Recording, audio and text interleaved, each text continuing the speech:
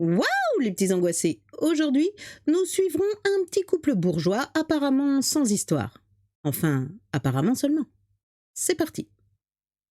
Monsieur et Madame Vachereau sont en train de dîner, ou plutôt de souper, comme on dit en 1882, dans la salle à manger de leur appartement, rue de Vaugirard, à Paris.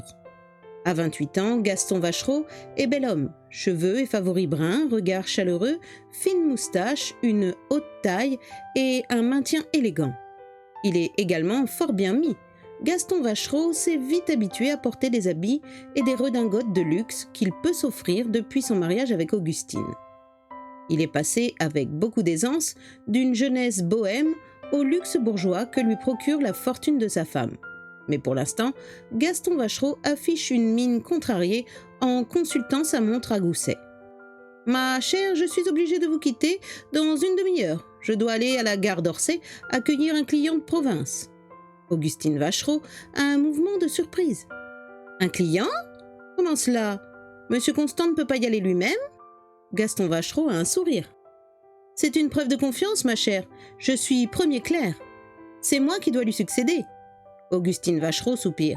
« Je veux bien, Gaston, mais tout de même, nous priver d'une soirée ensemble ?»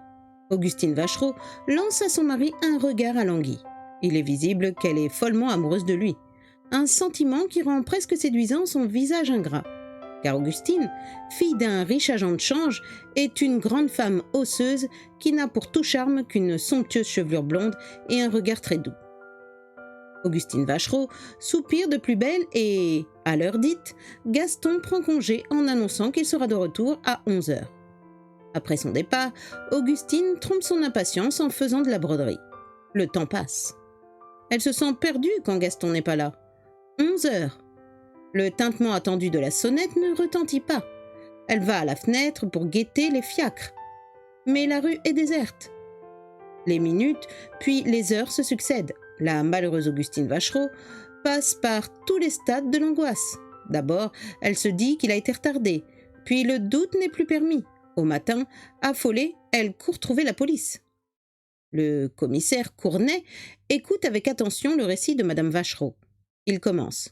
« Si jamais votre mari a eu un accident, nous en serons très vite informés. » Et poursuit en regardant Augustine qui lui fait face. « Mais à mon avis, il s'agit plutôt d'une fugue. » Un cri scandalisé lui répond. « Mon Gaston, faire une chose pareille, c'est un époux modèle !» Le commissaire Cournet raccompagne sa visiteuse. « Mon rôle est d'envisager toutes les hypothèses, madame. Pour l'instant, je préfère m'en tenir à la moins tragique. Dans l'immédiat, le mieux est de rentrer chez vous. S'il y a un fait nouveau, je viendrai vous voir. » Le fait nouveau survient l'après-midi. Un passant apporte à la police un portefeuille qu'il a ramassé sur les quais près du viaduc d'Auteuil. L'objet trouvé contient les papiers de Gaston Vachereau. En se rendant à l'appartement de la rue de Vaugirard, le commissaire Cournet est troublé. Son flair le trompe rarement. Il avait immédiatement jugé Madame Vachereau comme le type même de l'épouse qu'on délaisse.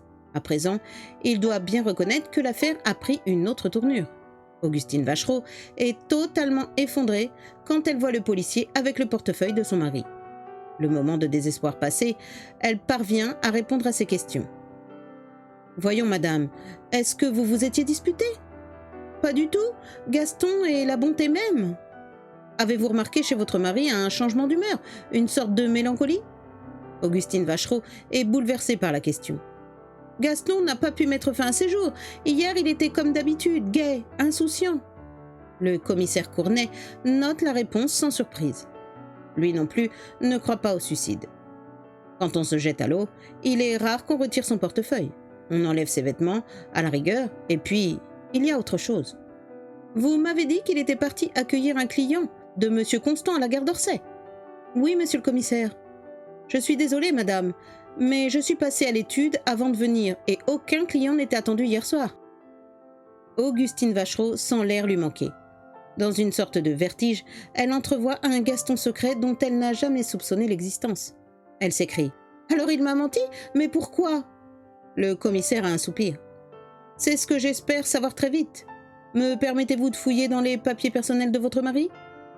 Augustine hoche la tête tristement et conduit le policier dans un bureau somptueusement meublé. Après un rapide examen, le commissaire sort un paquet de lettres reliées par une faveur et commence à les parcourir. Avez-vous entendu parler d'une certaine Hortense Lemoine? Augustine Vachereau se laisse tomber sur une chaise. Non, jamais. C'était sa maîtresse? Oui, mais rassurez-vous, cette correspondance est antérieure à votre mariage. C'est d'ailleurs parce qu'il vous a épousé qu'il a rompu avec elle. Augustine a des yeux implorants.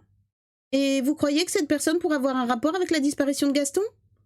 Le commissaire Cournet a un geste d'impuissance.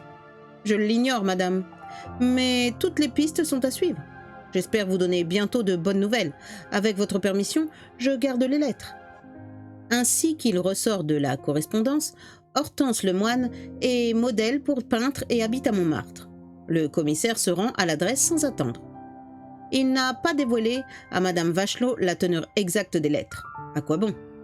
Les premières sont exaltées, pour ne rien dire de plus. Celles du milieu sont du genre pleurnichard. Hortense se plaint de la brusque froideur de son amant. Les dernières, enfin, sont carrément vengeresses. Gaston a annoncé son mariage avec Augustine. Hortense crie sa colère et termine par ces mots. « Tu sais que je suis capable de tout !» Hortense Lemoine habite un studio très coquettement aménagé. Pourtant, l'occupante des lieux vaut 1000 fois mieux que le décor. Une brune aux yeux verts, ce n'est déjà pas courant. Mais comme le reste du visage et la plastique sont en harmonie, le résultat est plus qu'agréable à regarder. Le commissaire montre à la jeune femme la photo de Gaston. Hortense Lemoine a un cri. « Mon Dieu! Que lui est-il arrivé? » « Il a disparu. Pourquoi? Vous l'avez vu récemment ?» La jeune femme fait un visible effort pour reprendre son calme. « Non, pas depuis son mariage. » Le commissaire remet la photo dans sa poche. « Vous mentez, mademoiselle. Vous avez repris votre liaison avec Gaston Vachereau depuis un peu plus d'1 an. Ne niez pas. Avant de venir ici, j'ai interrogé vos voisins. » Hortense Lemoine a l'air d'un enfant pris en faute. « C'est vrai, Gaston est revenu. Il s'ennuyait trop avec sa femme. Depuis, c'était merveilleux entre nous. Pas une dispute. Et hier, vous l'avez vu? Non. » Le commissaire Cournet se dirige vers la porte. « Cela aussi, nous le vérifierons, mademoiselle Lemoine. » Les 2 jours suivants n'apportent aucun élément nouveau au commissaire Cournet. La scène ne ramène aucun cadavre. Gaston Vachereau ne donne aucun signe de vie. Mais le 8 octobre, un témoin se présente, un cocher de fiacre. « J'ai vu la photo du disparu dans les journaux, monsieur le commissaire. Eh bien, je peux vous dire que j'ai véhiculé ce citoyen-là, pas plus tard qu'il y a 15 jours. Il n'était pas tout seul, il était avec une dame, une brune aux yeux verts. » Le commissaire écoute avec le plus grand intérêt. « Vous avez pu surprendre une partie de leur conversation? Et comment donc? Dans la voiture, ils n'ont pas arrêté de se disputer. Je ne comprenais pas ce qu'ils disaient, mais ils ont continué en descendant. La femme avait l'air d'une vraie folle. Elle n'arrêtait pas de répéter « Si tu me quittes, je te tue !» Le commissaire Cournet commence à y voir clair. Et l'homme, que disait-il? Rien, il bredouillait, il avait l'air embêté. Il essayait de la calmer. Hortense Lemoine est arrêtée le jour même. Devant le commissaire, elle nie farouchement. Elle est même scandalisée qu'on puisse la soupçonner. « C'est le seul homme que j'ai aimé de ma vie. Pourquoi je l'aurais tué? Parce qu'il voulait vous quitter. Mais je vous ai dit qu'on ne se disputait plus depuis qu'on ne s'était revus. Et dans le fiacre, vous ne vous disputiez pas? C'était juste des mots. Il n'y avait rien derrière.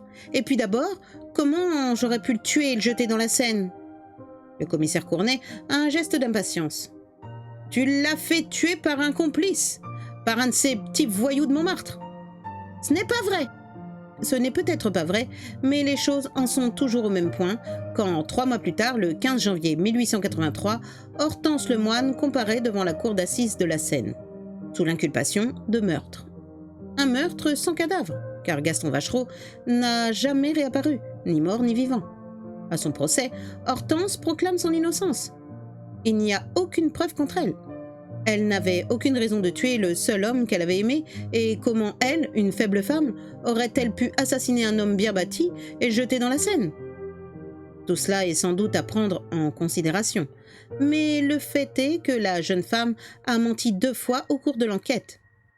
Dans l'esprit des jurés, le doute pèse. Quant au crime lui-même, il est fort possible qu'elle ait eu un complice dans le monde louche qu'elle côtoyait à Montmartre. Bref, les jurés sont persuadés qu'elle a tué son amant, qu'il voulait la quitter et elle est condamnée à 10 ans de prison. Les gardes l'emmènent. Et tout le monde oublie la mystérieuse disparition de Gaston Vachereau. Enfin, pendant 6 mois. Le 12 juillet 1883, le planton annonce au commissaire Cournet quelqu'un qui vient faire des révélations à propos de l'affaire Gaston Vachereau. Le commissaire le fait entrer sans grand espoir. L'homme s'avance dans la pièce, assez gêné. Le commissaire Cournet doit se cramponner à son bureau. Ce n'est pas quelqu'un qui vient faire des révélations sur Gaston Vachereau, c'est Gaston Vachereau lui-même. Le commissaire n'ayant toujours pas retrouvé l'usage de la parole, c'est son visiteur qui parle le premier. « Je suppose que je vous dois quelques explications. » Le commissaire Cournet arrive à bredouiller quelque chose comme « C'est le moins qu'on puisse dire ?» Et Gaston Vachereau, terriblement mal à l'aise, commence son incroyable récit. « Eh bien, voilà, monsieur le commissaire, c'est une histoire de femme. Mais pas de femme légitime ni ma maîtresse, une troisième. » Le commissaire regarde son interlocuteur bouche bée. « Une troisième ? Non, vraiment ?» Il n'avait jamais envisagé cette hypothèse. Il laisse le revenant continuer. « Je n'ai jamais rien eu à reprocher à Augustine, monsieur le commissaire. C'était une épouse modèle. Je crois seulement que je ne l'ai jamais aimée. Et qu'elle m'aimait un peu trop. Très vite, j'en ai eu assez de ses soupirs et de ses yeux langoureux. J'ai renoué avec Hortense. Quelle erreur. Rapidement, elle s'est comportée avec moi exactement comme ma femme. Elle me voulait tout à elle. Lorsque j'ai parlé de la quitter, elle m'a fait une scène épouvantable. » Gaston Vachereau s'éponge le front. « C'était une situation intenable, monsieur le commissaire. Au lieu d'une femme sur les bras, j'en avais deux. Et c'est alors que j'ai rencontré Sylvia Mercier. Sylvia était journaliste, un caractère indépendant, pas du tout le genre de femme qui s'accroche aux hommes. Tout de suite, nous nous sommes plu. Et j'ai eu cette idée folle, les quitter toutes les deux pour partir avec elle. Sylvia a tout de suite été d'accord. Nous avons décidé d'aller vivre à Londres. Le 5 octobre dernier, je suis partie de chez moi et j'ai laissé mon portefeuille sur le quai de la Seine. » Le visage de Gaston Vachereau s'assombrit. « Je voulais faire croire à un suicide. Je vous le jure. Hier, j'ai lu par hasard un journal français. J'ai vu que rien ne s'était passé comme prévu, qu'on avait accusé Hortense et qu'on l'avait condamnée. Alors, j'ai pris immédiatement le bateau. Voilà. » Hortense Lemoine est sortie le jour même de sa prison. Par la suite, elle a intenté un procès à Gaston en lui réclamant 10 000 francs de dommages et intérêts. Mais elle a été déboutée. Laisser son portefeuille sur un quai n'est pas un délit et son ancien amant a pu prouver qu'il avait eu aucune intention de lui nuire. Faute de réparation judiciaire, Hortense a pourtant été largement indemnisée. Sa soudaine célébrité lui a valu un prestige soudain auprès des messieurs et elle est rapidement devenue l'une des demi-mondaines les plus en vue. La malheureuse Augustine Vachereau, trop pieuse pour divorcer, s'est contentée d'une séparation de corps et de biens. Quant à Gaston, que ses deux ex-amoureuses laissaient désormais en paix, il s'est tranquillement installé à Paris avec Sylvia. Monsieur Constant, homme aux idées larges, l'a repris dans son étude et Gaston lui a succédé comme prévu. Bref, il a connu depuis une vie sans problème et sans histoire. Le tout était d'y arriver. Voilà les petits angoissés, c'est la fin de cette histoire. Eh bien, entre une femme trop parfaite et une trop fougueuse, Gaston aura préféré une plus sage. À bientôt les petits angoissés.